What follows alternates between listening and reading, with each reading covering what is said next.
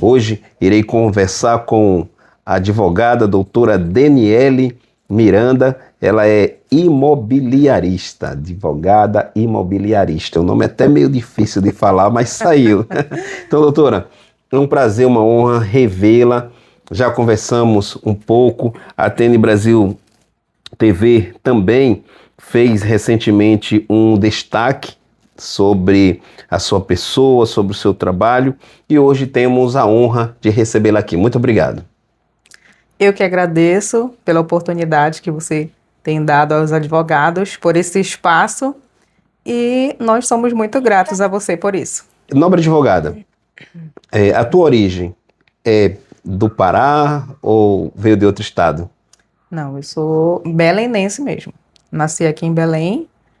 Minha mãe, ela é de Santarém, veio para cá e eu nasci aqui. Sou belenense, paraense nata. E torcedora do Paysandu? Não, remista. Torcedora do Remo. Aqui do Pará, ou melhor, da capital, o que é que a nobre advogada mais gosta em termos de lazer, de passeio, de comida? Nós temos uma culinária muito rica, inclusive recentemente, né, foi até premiada por conta disso.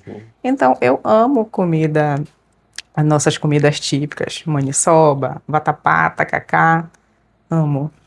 Legal. Doutora, eu sempre faço aqui a pergunta de ouro, né, a todos os advogadas que vêm aqui. Por qual razão escolheu a advocacia? Ao longo de estudar para concurso, né, quando eu estudei para concurso, não só para concurso, como também me identifiquei durante o período da minha vida, a questão de conciliação entre familiares.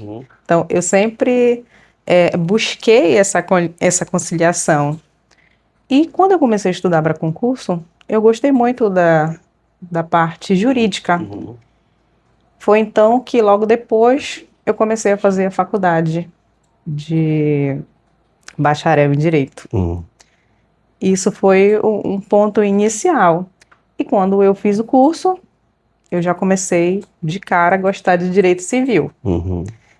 Então, querendo ou não, o imobiliário também é uma parte do Direito Civil. Certo.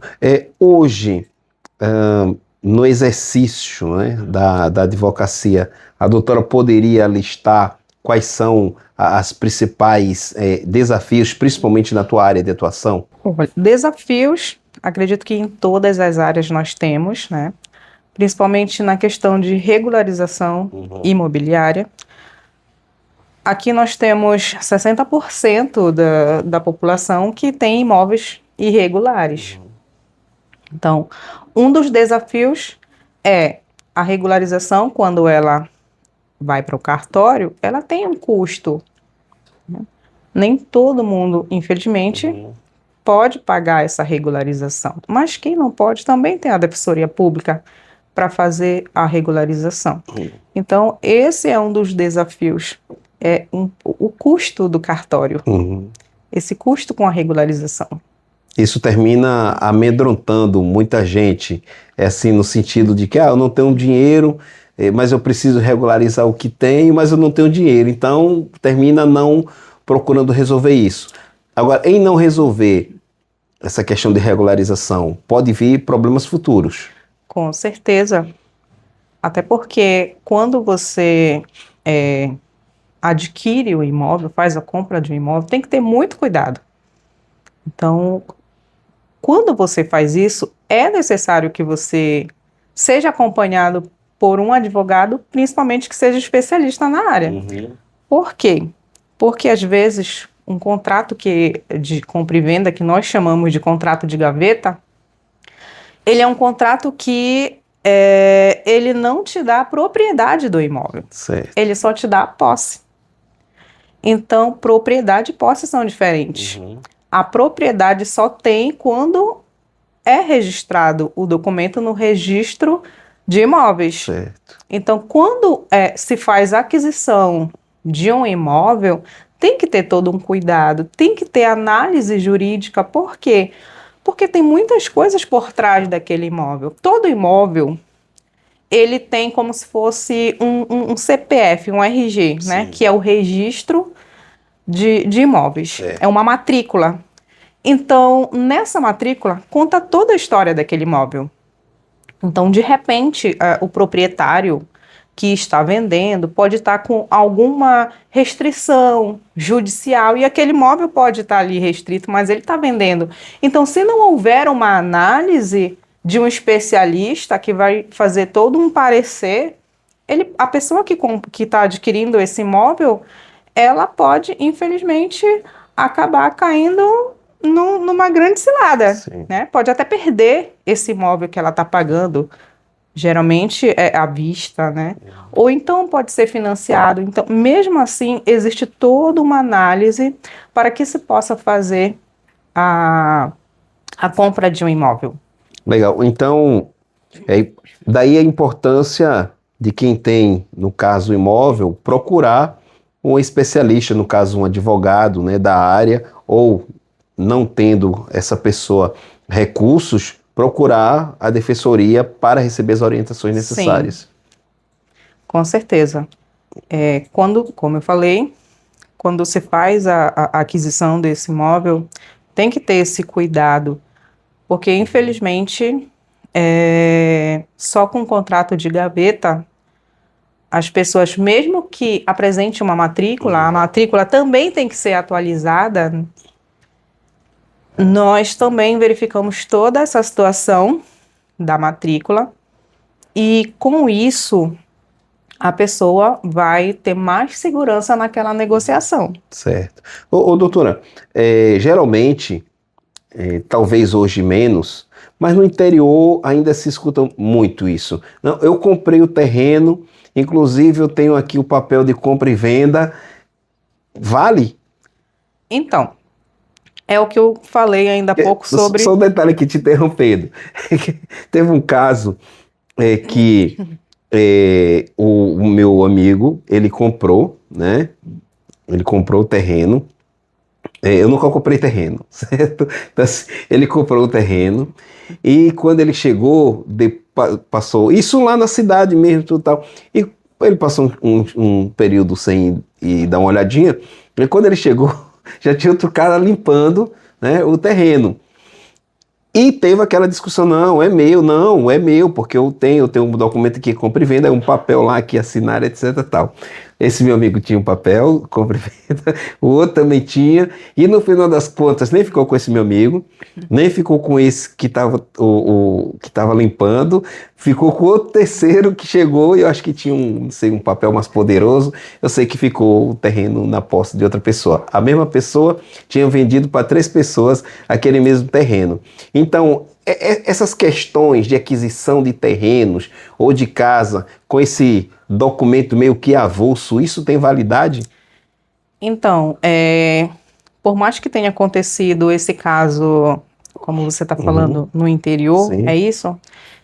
Infelizmente, isso é costume acontecer. É por isso que é necessário a orientação de um advogado especialista, porque ele vai verificar todas essas possibilidades. Tudo envolvido naquele terreno, naquele imóvel. Um caso recente que eu tive foi de um apartamento aqui em Belém. A pessoa, meu cliente, ele comprou um imóvel, um apartamento, com um contrato de gaveta, tinha uma matrícula que foi apresentado para ele, não estava atualizada, mas também, né, ele não ia verificar isso, Sim. né, porque imagina, é o sonho da pessoa adquirir um imóvel, ter a casa própria. Então, ele fez essa compra de uma pessoa que tinha um contrato de gaveta do apartamento. E ele queria financiar. Ou seja, o banco ia se envolver também nessa história. Só que, um belo dia, bateram na porta dele dizendo, olha, esse apartamento é meu. E aí foi quando ele tomou o susto e já me acionou. E eu fui fazer toda a verificação, toda a análise, levantamento de todos os documentos do que estava acontecendo. Como se diz no Nordeste, o que é, o que não é, né? Isso. Então, quando eu fui fazer isso, eu descobri que realmente tinha a matrícula, né, de um apartamento. Geralmente os apartamentos eles têm, geralmente, não é todos. Então tinha essa matrícula, só que o proprietário, ele era interditado. Então o proprietário já havia vendido esse imóvel para uma outra pessoa e essa pessoa já estava vendendo para o meu cliente. Ou seja, essa venda, ela seria nula porque o próprio proprietário, que era interditado, assinou o documento de venda. E ele era interditado, ou seja, ele não poderia fazer essa venda. Então, daí começou a confusão. Então, daí a necessidade de você comprar um imóvel e ter ajuda de um especialista. Porque parece muito simples. Ah, eu tenho um dinheiro, eu quero comprar um imóvel. Mas não é tão simples, infelizmente. Doutora, na nossa conversa aqui, sempre nas conversas que faço aqui com os advogados, eu sempre deixo o doutorês de lado, tá? O doutorês, o juridiquês, até porque a gente pretende alcançar pessoas mais simples. Então, aqui a minha expressão sobre essa parada aqui, vendo no seu perfil, a regularização de imóveis, o inventário, doação e uso capião. Desde garoto, eu ouço falar nesse cara, né? Nesse tal de uso capião. Aí tem horas que eu acho que ele é bom, tem horas que eu acho que ele é um cara mau. Então, como essa questão aí do uso capião, que tem pessoas, inclusive, que usa essa expressão, ou essa ideia, essa realidade do uso capião, para dar golpe nos outros. Né? Eu vi casos, não, fique morando aí na minha casa, etc, tal, mas em pouco tempo a pessoa do nada já começou a falar em uso capião, querendo ficar com o imóvel que lhe foi emprestado. Então, fala como é essa questão, só fala sobre esse cara aí, uso capião aí. Na verdade, o que acontece, a maioria das pessoas, eu acho que é geral, assim, Brasil mesmo, acredita que você está dentro de um imóvel durante um período, já é caso de uso capião. Ou então compra um imóvel com um contrato de gaveta e já fala em uso capião. Nem sabe né, como é que funciona os requisitos para uso capião. Então, o uso capião, ele tem uso capião extraordinário, ordinário. E nessas modalidades, existe período. Então, por exemplo, o uso capião, nós utilizamos ele já na última ratio. Né? Já é a última modalidade para poder fazer a regularização. Então, quando nós fazemos a análise de um documento, nós vamos ver qual a melhor possibilidade para fazer aquela regularização. Então, o uso capião já está em último caso. A última possibilidade é o uso capião, não é como as pessoas pensam.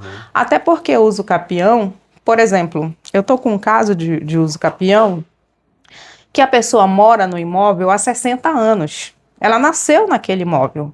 Então, é um imóvel da avó que os parentes, os herdeiros, deixaram e ela ficou morando durante todo esse período. Só que o que acontece? O uso capião, nós precisamos comprovar a posse naquele imóvel. Então, para isso, é necessário documentos, como, por exemplo, IPTU, conta de água, conta de energia. Esses são os principais. Podemos também comprovar através de outros documentos.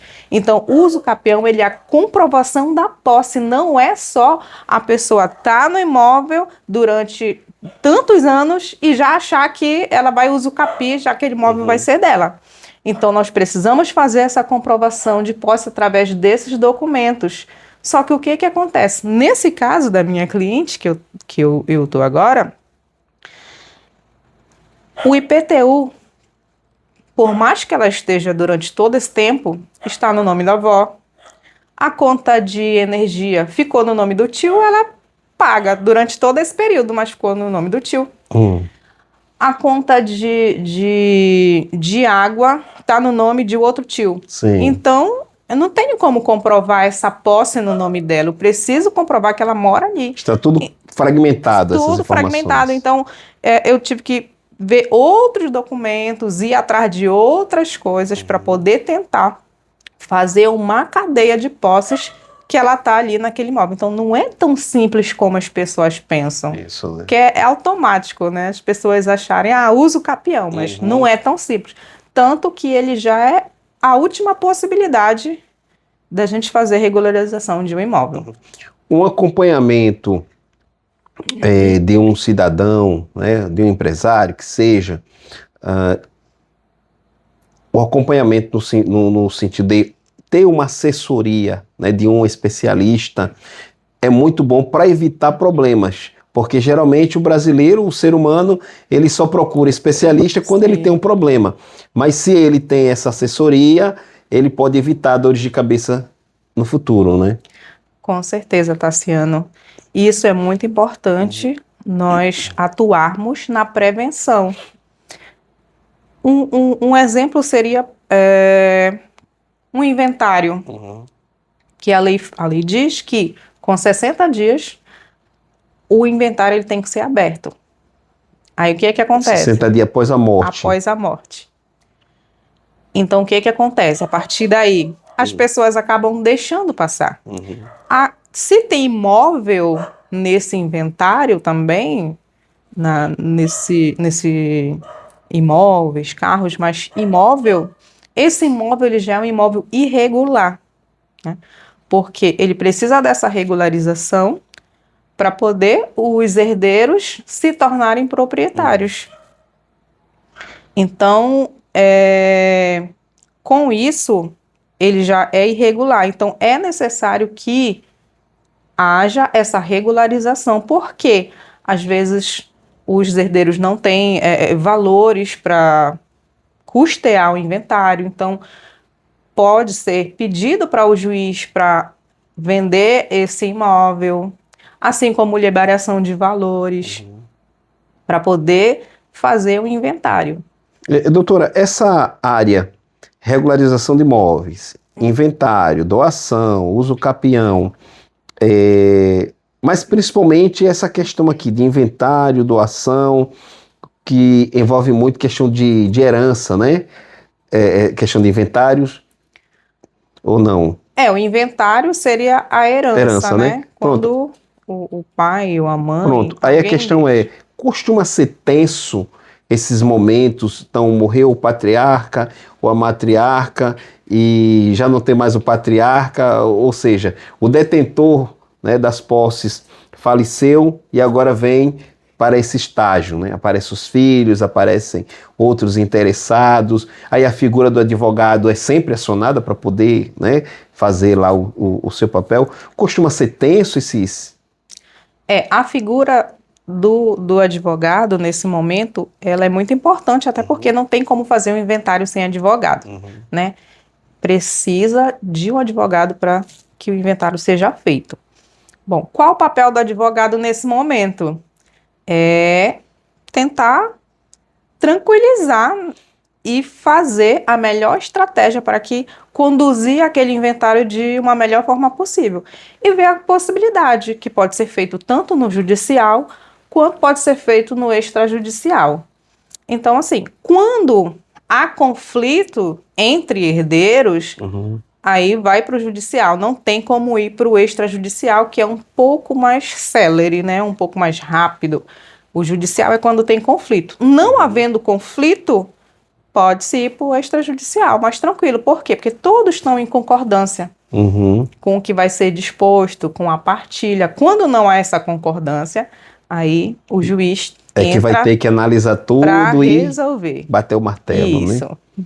E aí, nesses casos, dificilmente se consegue agradar o grego e o troiano, né? Aí nesse caso já vai ser o juiz que vai determinar. Aí, agradando ou não, é o juiz que vai determinar. Ok. Na tua avaliação, essa é uma área boa hoje de ser explorada? Belém, por exemplo, o estado do Pará, é uma região promissora nesse sentido? Com certeza.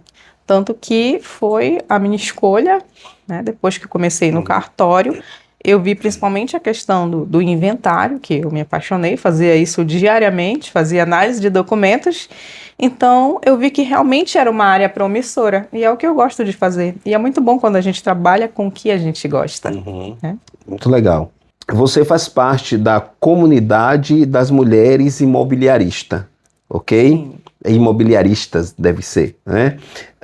Como tem sido essa vivência, os impactos dessa comunidade na vida da advogada?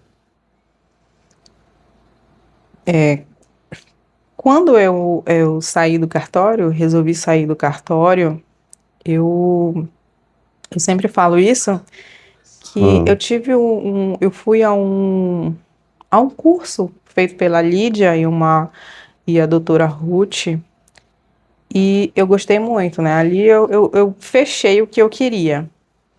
Então, logo após, eu comecei a seguir a doutora Lídia e comecei a acompanhar e vi que ela estava fazendo parte dessa comissão, comecei a seguir e achei interessante, né? Mulheres no imobiliário.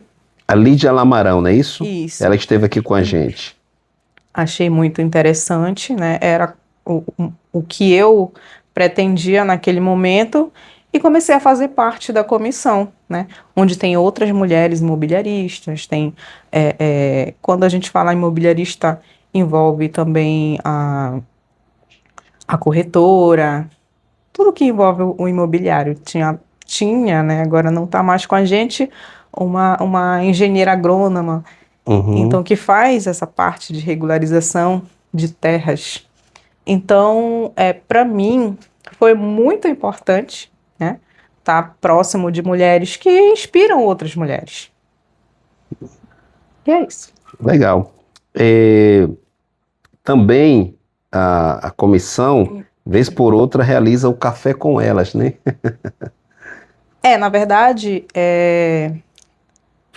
geralmente, uma vez ao mês, nós nos encontramos para a gente fazer um network, conversar, né, trocar ideias, tirar dúvidas uma com a outra.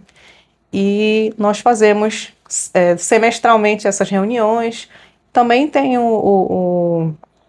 as outras qualificações que nos deixam por dentro de tudo que está acontecendo no imobiliário, e a gente acaba tirando dúvidas, perguntando, porque assim, por mais que o cartório seja um caminho mais rápido, mas nós temos também o desafio do cartório, que vira outra, está pedindo outra exigência, e nós conversamos sobre isso. Temos que nos adequar também para a entrega desses documentos, para que fique tudo certo e dê mais segurança ao nosso cliente. Ok. Eu acho que essa semana o Pará recebeu mais uns 30, uns 40 novos advogados, né? Se não me foge de memória, o evento ocorreu, não sei se foi Ananindeua, bom, mas aqui no Pará, né? Novos 40 advogados e advogadas. E sempre eu comento aqui, né, com os advogados, essa questão da ideia, né, do mercado, né, saturado, da concorrência. Isso causa arrepios para uns, né? Novos advogados, né, na praça. Meu Deus, já está tão difícil, já temos tantos advogados e mais advogados, ainda tem um exército para... Bom, e a pergunta é basicamente a mesma, né? Como é que a advogada vê essa ideia, né, de mercado saturado, dando meio a entender que parece que não tem mais espaço para ninguém trabalhar, mas não é bem assim, né? Não, graças a Deus não é bem assim. Tem espaço para todo mundo, até porque a área do direito é uma área bem complexa, né? Direito imobiliário, tem o direito criminal, eleitoral. Então, cada um vai para aquele local que se identifica mais. Então, é um mundo, por exemplo, tem advogados que só atuam no imobiliário, por exemplo, no uso capião, só fazem uso capião. Então, é especialista ali naquela área. Então, tem sim espaço para todo mundo. Isso não é um medo. Uhum. Tem espaço. Cada um vai se identificar com alguma coisa. Tem amiga que só faz o previdenciário, não faz outro, não advoga em outra área, Outra área, só no previdenciário. Então, cada um vai escolher ali uma área e tem muita coisa. Muita coisa. Direito médico, direito eleitoral, enfim, tem uma infinidade de coisas. Então, dá para todo mundo, sim. Ok, estamos aqui caminhando para o término do nosso bate-papo, mas como é que a advogada analisa sobre o papel, o desempenho das mulheres hoje no mundo jurídico? O papel das mulheres no mundo jurídico é a melhor coisa que aconteceu, né? Graças a Deus, nós podemos falar assim, o papel da mulher, porque nós sabemos que ao longo do tempo não era dessa forma. Então, nós podemos fazer e ficar de forma independente. Porque a mulher, ela foi chegando e conquistando o espaço dela no mercado e conseguiu também agora no imobiliário. Tanto que nós temos a comissão, né, de mulheres imobiliaristas. Tem a comissão, que é da OAB, não é isso? E tem a comunidade, né? Que é a CMI. Isso, não é isso? A CMI, Comunidade de Mulheres Imobiliaristas, e da OAB, que eu também faço parte, que é a comunidade a Comissão de Direito Notorial e Registral daqui de Belém. Que também há uma troca, né? Nós nos ajudamos nessa questão de regularização, do que está sendo cobrado, das mudanças, de cartório. Então, o tempo todo nós estamos conversando, conectados para o mesmo fim, como eu falei. Tem espaço para todo mundo. Mas o que fazer para hoje ser um advogado, uma advogada relevante? Eu digo assim, relevante no sentido de estar conectado com o seu tempo. Porque a gente sabe que em todas as profissões, por exemplo, na minha profissão, inúmeros jornalistas que no passado eram grandes referências na escrita, etc., mas que hoje não conseguem espaços por inúmeros motivos, né? Um deles não ter conseguido se adequar aos novos desafios. Para uma advogada, para um advogado, o que é necessário ele ser e fazer para que ele continue, né, sendo relevante? É assim, por mais que eu digo por mim, né? Eu já tinha até conversado anteriormente, uma outra oportunidade nós conversamos sobre essa questão de aparecer, né? Mas nós estamos em um tempo em que nós precisamos disso, né? Nós estamos em uma outra realidade.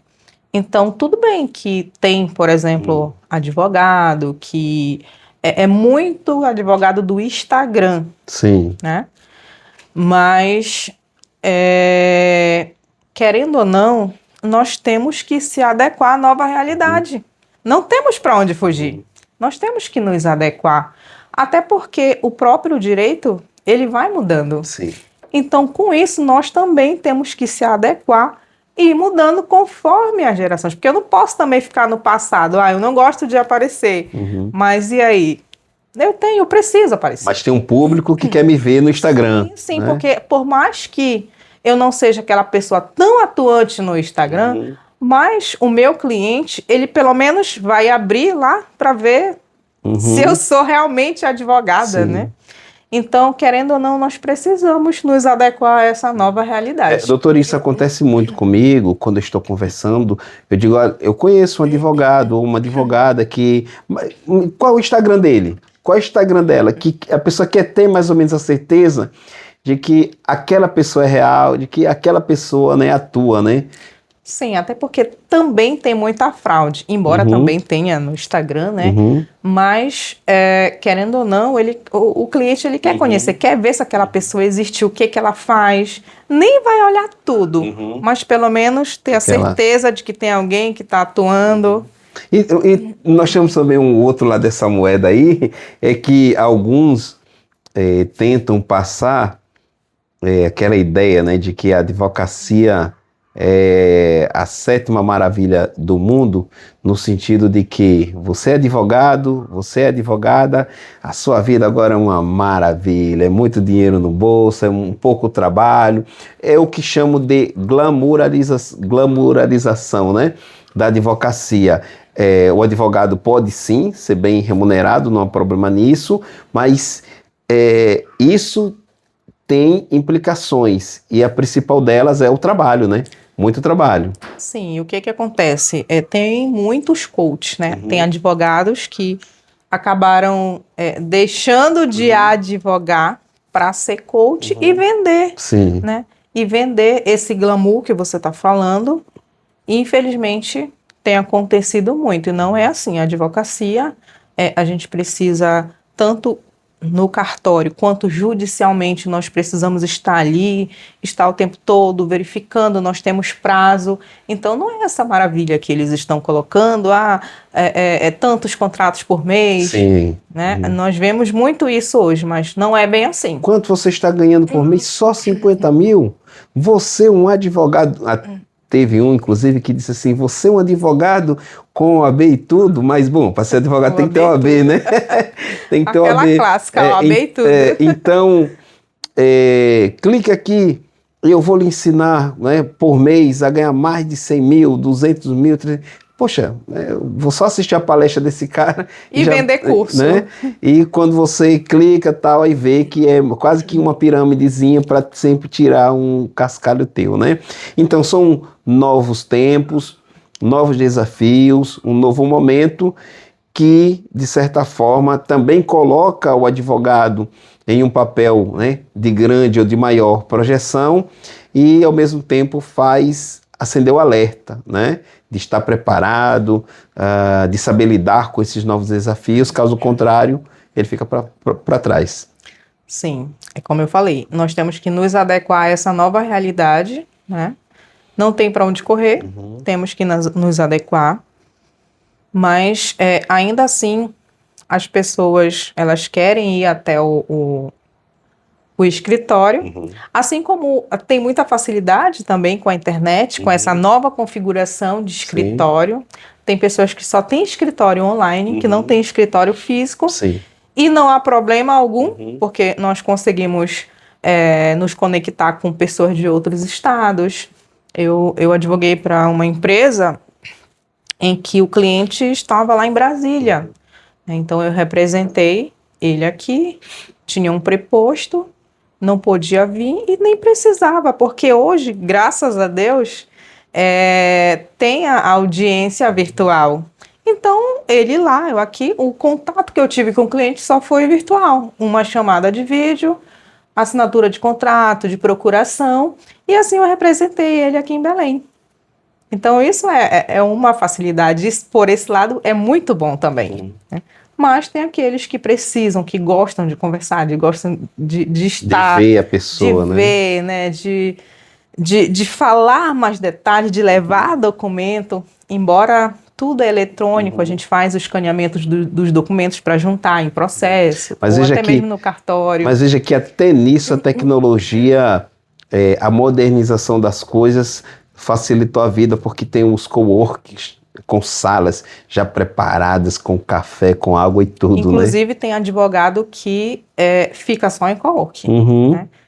Só vai, faz a alocação, atende o cliente, pronto. Legal. Acontece muito isso. Pois é isso, conversei com a advogada doutora Daniele Miranda. Nobre advogada, suas considerações finais. Eu que agradeço, mais uma vez, Tassiano, por essa oportunidade que ele tem dado aos advogados, né? E está promovendo esses eventos, buscando também se adequar a essa nova realidade. Então, eu que agradeço pelo convite, muito obrigada. Espero que você tenha muito sucesso e muito obrigada. Obrigado, eu que agradeço. Então, um grande abraço a todos vocês e fiquem sempre conectados na TN Brasil TV. Tchau.